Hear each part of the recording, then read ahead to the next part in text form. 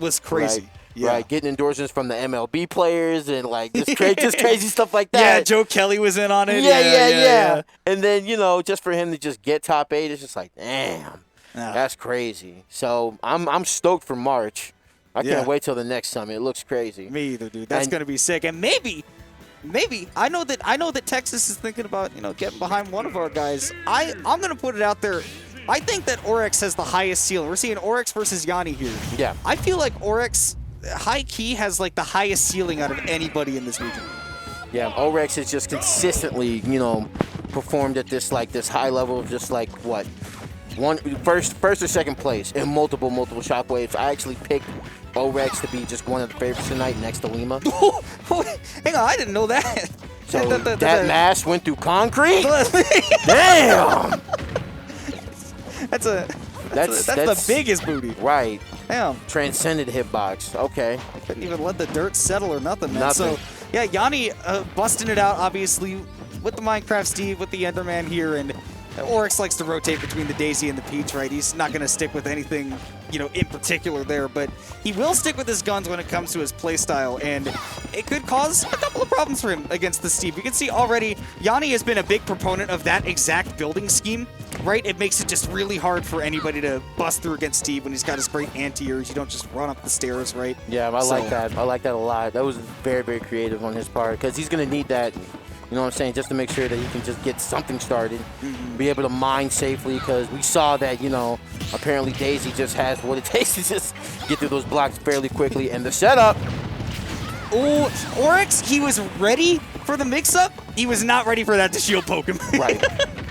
Damn, man. Because it's just that that specific setup. He was like, if I don't get a shield probe, I'm going to get a shield break if you hold shield. So. Very good on Yonni just to get that setup going, and the damage is accumulating. Doesn't matter though. Good fare by Orex to get that stock. Yonni, what's the plan? You're in the lead. He's got the diamond tools. He's got plenty of iron. So I feel like, early game, you've got the chance to, get up and fight a little bit. And there's Orex once again respecting the big structures that Yanni's building. And especially here on Kalos, right? He's going to be building with a lot of stone. That's going to be much harder to get through with than just, a bunch of wood. Yeah. Like on Smashville or something. Definitely. And we see that, it's just like Yonni, he's just, I was going to say, if Yanni's going to if there's any Steve that's going to make sure that they get their conversions down, it's definitely Yonni. So building is definitely going to be a problem. You definitely don't want to play platform games with Yonni. Yeah, no, Yonni always got the coverage on deck, but I feel like he always falls to that, right? Like, it's always just like a couple of really big whiffs. He leaves himself open, and in a game that should feel hopeless for his opponent, he gives them a gap to get back into things. And then when you swing and have such good aerials and good movement like Peach, it's just like everything hurts when you're coming off of the heels of like a whiffed minecart or a whiffed up B. Like, see what I'm saying? Yeah. Literally just like one misstep, and yeah, Orex is the kind of guy that's going to punish you all the time, and I love that he's been mostly playing at mid-range and right there getting up close to close out the stock at DBZ. And now Yonni got to find a way to take the stock before the game gets out of hand, and he does right there. Wow. Bust him right on through, and we are even at one stock apiece. And importantly, look at the resources that Yanni's built up. Yeah, Yonni got a lot of stone and iron worked up right there, and we see that Orex just making sure that they can get a fat lead on Yonni before this gets any worse. And Yonni with that aerial saved himself from getting fair. Man, oh my God, dude! Just a little ledge cancel, man. That's so nice. Now Orex just really respecting that burst range that Yonni can cover, and knows that he's got him backed up against a wall, but a corner dog bites. 78% on Orex. Orex got that was a lot, and iron tools, and we saw diamond time. Yep, Yonni with the microspation just trying to get one smash attack, and it'll definitely kill Daisy at this juncture. This is where we're playing mind games right now, man. He's got the diamond tools, but he's barely got any iron to his name. So Orex has really got to decide, does he want to play up close, risk the diamond hits, or does he want to play the mid-range and pull those turnips? He's done a good job of balancing them both, but it's one hit away for Orex to win this game, potentially for Yonni too. Here we go. Yonni making the way backstage, and Orex, he knows that a good, well-placed aerial definitely going to put him in disadvantage. Ooh, Yanni's out of resources. He couldn't build a big wall. Diamond pickaxe still not going to kill. This is so dangerous right now for Orex and Yanni. One hit, one big hit. Woo! It's going to be the booty coming through. That was a really see that came down to the marrow, and that's kind of what you want, because it's just like, okay, even if I lost that first game, it's not out of the realm of possibility. Like, you know what I'm saying? It's not like it wasn't like I got steamrolled or anything like that.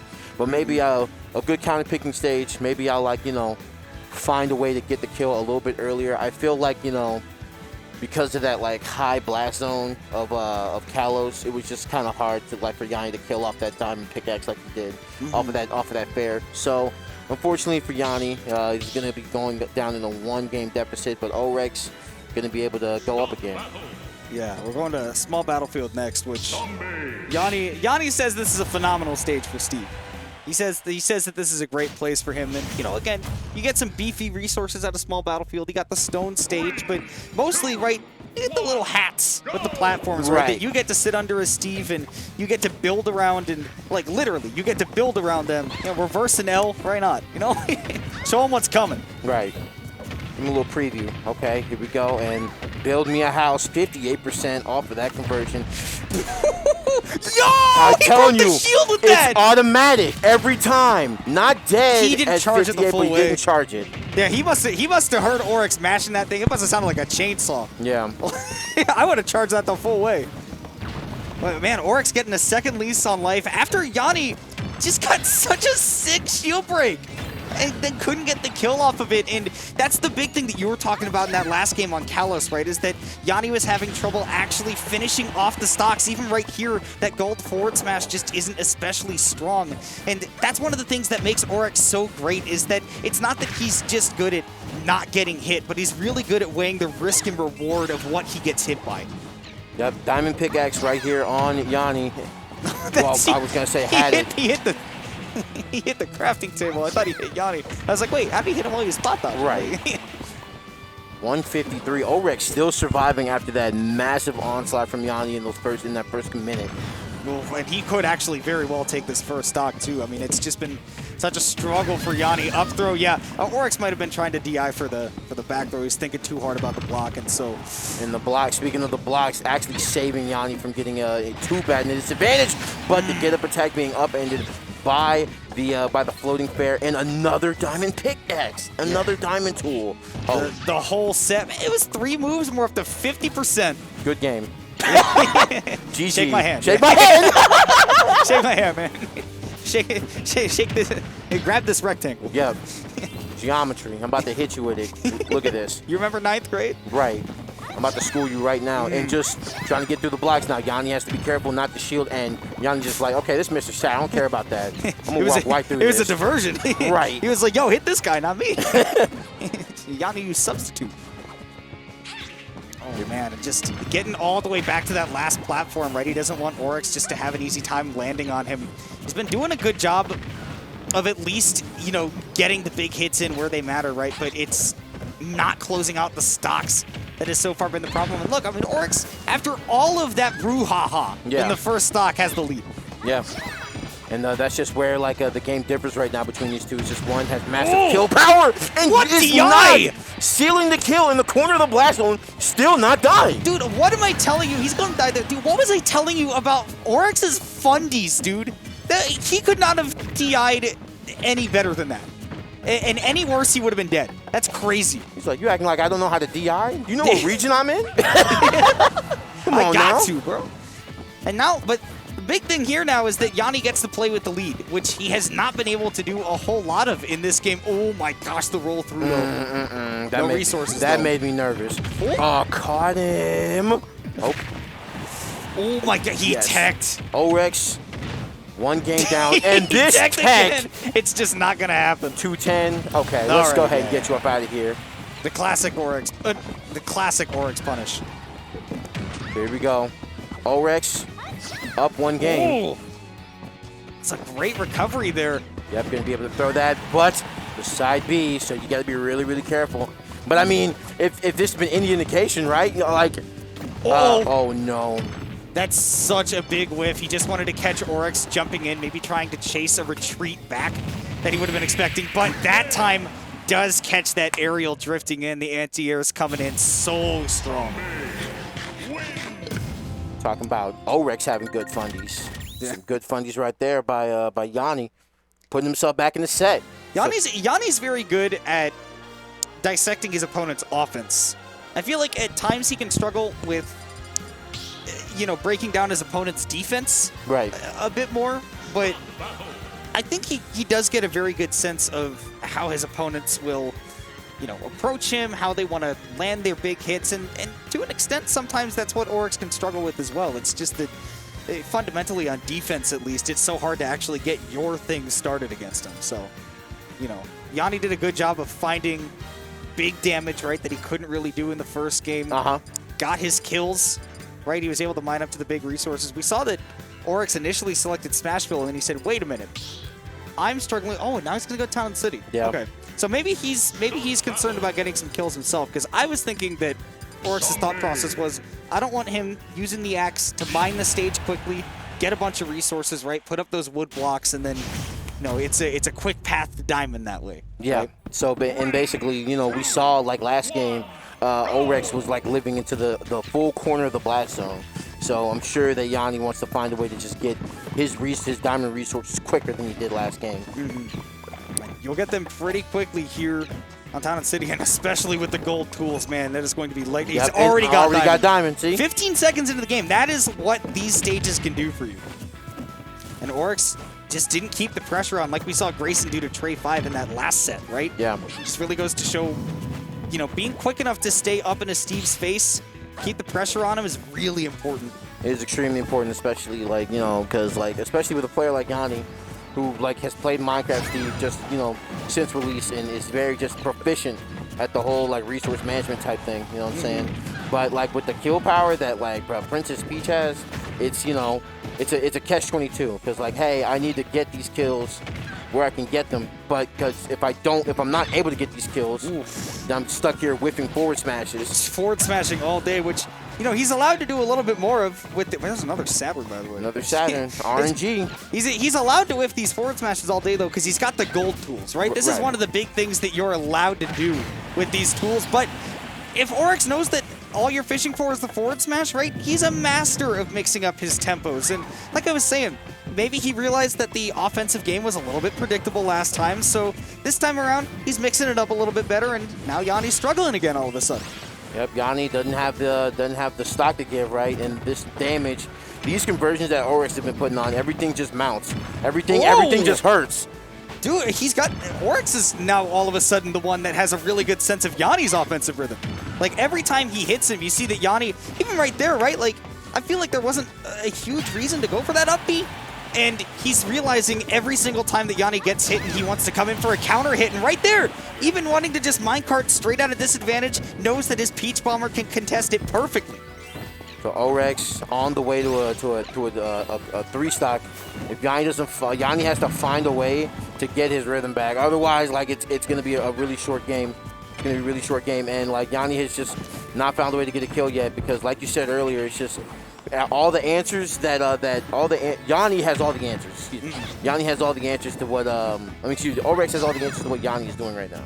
Yeah, it's just he's being very patient, and Orex is just realizing as long as I really don't overextend on my combos, and as long as I just sort of adjust my tempo to a half step, right, I'll be able to fire back to him. But right there, again, gold forward smash is coming in big for Yanni. Now he's rocking with diamond tools. So it's possible for him to get back into this game, especially if he's able to play a little bit slower, right? It's a little bit of a pain to play a slow game against a Peach, but that's his opportunity to really get things started, I feel like. Yeah, you got to be really careful not to whip. You got to make sure that these conversions hurt. Oh, yeah, 65%! For 4 hits? I'll take that. This is what I'm talking about, Banjo. Ooh. Take that to the bank every time. Oh, Stitch! Face? All of a sudden, Peach is broken. And the bounce off of the block. Orex knows to respect that minecart. More importantly, he knows how to. Yeah, I was going to say, Yanni definitely needs a little bit of cheese. Ooh. Man, he drew a W. Right. That's crazy. At 161, it's one hit. Yeah. That movement from Orex, oh my God. he's so hard to lock down when he gets control of the game, man. I mean, this is what I'm saying. If Orex gets to play at whatever pace he feels like playing, i.e. he gets the lead, right? Then there's really no stopping him. He is so good at just taking control of a game and commanding it in a way that I don't feel like anybody else in this region, save for maybe Lima, is really good at doing. So here we go. We're looking at a game 3 situation in Orex. He's not cruising, but he's definitely playing in dominant fashion right now. Finding a way to make sure that Yanni just doesn't get his game plan started. And it's been the theme of this whole set so far. On the way to a 3-1. And here we go. So Orex already just getting it started. And he's like, I know what you want, Yanni. I know what you want. And on this stage, you might get stone and iron, you know, but still the same concept. Like you mine, you get your diamond pickaxe. You know what I'm saying? Yeah. You're gonna get all your resource tools, but you know, your burst damage is gonna be high, but my damage overall is gonna be just better. Yeah, I mean, massive on Battlefield, right? Where, you know, Steve is gonna have a couple of escape zones from the Daisy combos, but you know, in this case, Daisy's gonna have extra places where she's taken to be comboed by Steve because these platforms are in such a nice height and it's not quite as easy to run away via the length of the stage here on Battlefield. The only reason that you would prefer a small battlefield as Steve is, I guess, because of the top platform, right? Your opponent can get up there and sort of camp you out, but yeah. Diamond Tools right now, again, Yanni is kind of swinging that third Mr. Saturn wants his screen time. Hey, let me go ahead and play, man. Let me get a shield break one time. And then at this juncture, I would imagine yeah, Orex is just keeping it because, like, I'll just get the shield break real quick. No problem. What? Oh, wait, what? What was that? He said, Mr. Saturn said, give me mines. I'm here. That was a stop right there. That was a stop sign. He said, do not pass go. Damn, okay, but Yanni firing back quick. Got the anvil, got tons of resources now, too. Yep, and Yanni, you might want to be careful. See, Yanni's like whiffed a couple of grabs, whiffed a couple of forward smashes, and just like has paid for it. And okay, a little bit of weight. Trying to see what Orex is doing here. Well, and I like that too. That Yanni's mixing up the way that he's attacking Orex and maybe seeing if he can bait out a swing out of disadvantage from him. Since the Orex has been doing a lot of that, it just happens that his options have been a little bit better to deal with the way that Yanni's been doing it. Oh my goodness, I can't believe that counter yeah, you know what time it is. Up till the mix-up, the end-all mix-ups, that TNT on that top platform, on the mid platform in Battlefield. He's dynamite. So good, so good. Wait, hang on, wait. I don't play. He said, "Look, I got items too, man. Don't even worry about it." Oh, he just waited for the roll, dude. Oryx's offense is so patient, so calculated, but right there, you know, sometimes if he does overextend, right, that's one of the big places where I feel like he leaves himself open in ways that I almost don't expect him to, and Yanni was able to get the stock off of that. Give me that. Yes, the conversions. Give me some more. Stocks are rising. 60%, that's with the gold tools. More, please? Oh, yeah. Come on. Pick. Look out, bro. Choose. Orex was like, guess. And Yanni was like, okay. I will guess. And comes the minecart, takes him right back to center stage.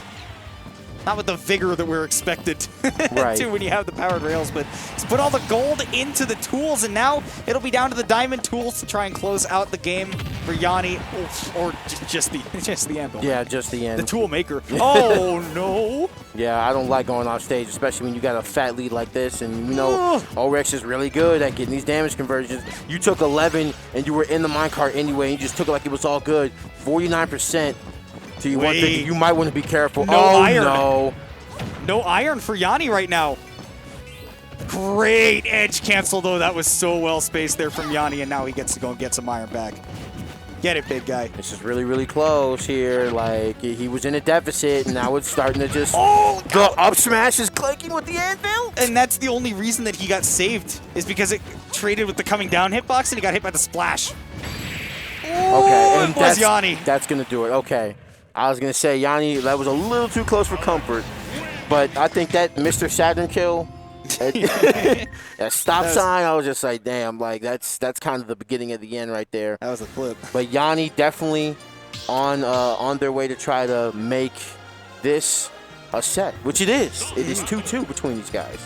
A set indeed. What we saw We saw the 3-0 in the first game. Now in the second game, we're looking at a game 5. That, I like to see some variance. Right. Game 3, game 5, I like to see both ends of it. You know, and this is kind of the stuff that we kind of want to see with, you know, when we're looking at Dallas's best, right? These are if you look at all these people who are in this invitational, these are people who have either won a tournament in their own right or can win a tournament. You know what I'm saying? They've proven that they can go deep enough into tournaments that we've talked about this a lot, but like, you know, in DFW, man, like the skill level is so close. Yeah. On you know, on the upper level here that, man, it's just so good to see these guys, you know, prove like, yeah, I'm here to stay, right? 2-2 right now, and we're back to Kalos where we were game 1. And if you remember, Orex had quite the win here. But Yanni, maybe a little bit more adjusted to fighting against the Peach, right? I think that we've seen the gameplay change up from him to be a little bit less just go forward and press the buttons, right? He's found great opportunities to mine for resources because he realized when he was running out near the end of that game 1, it was starting to become a problem. Yeah, and we see that he's getting a little bit better in his conversions too. Not so much autopiloting, but just finding a way to like, hey, like this is I can do like, you know, this conversion here and get my damage and then just start the process all over again of getting resources. So we see it here tied up. Only a 0.6% differential right now. Wow. But Yanni, the resource master right now, and with the diamond tools. And the big thing that we're seeing from Yanni, I think especially, is that he's just not whiffing as many big, easily punishable moves, right? He's playing much safer. He's really only whiffing things that, you know, they're reasonable to whiff, except for right there, you know? But even then, he had the ledge. Right, and I think, still not going to die. 137. See, this is the problem. It's basically been the theme of Yanni this set so far. It's just like not being able to seal the kill when he needs it the most. Oh my god, that was a stitch. Yep. Dude, Oryx's turnip looks crazy. Still alive at 157 in Kalos. That's the stage coming in clutch, but yeah. Not the perfect DI he needed to survive right there. Yanni working with a really nice lead. He said, I'm in your, and decided not to go in after the fishing rod. Orex was just like, actually, he was like, wait, I think you might have something planned here, and I don't want to find out in game 5. Oh my god! Oh my god! The plans, they're coming into fruition. Yanni says, I got your number now. And I saw, okay. On the open green, I like that. So I saw earlier that like Yanni was like, you know, intermittently putting blocks in the center of the stage, and like I see Yanni just trying to like really close off the battle zone, like not allow like Peach to be like, you know what? Oh my gosh. You're trying to like control the pace of the game, like throughout control the space of the game. Excuse me.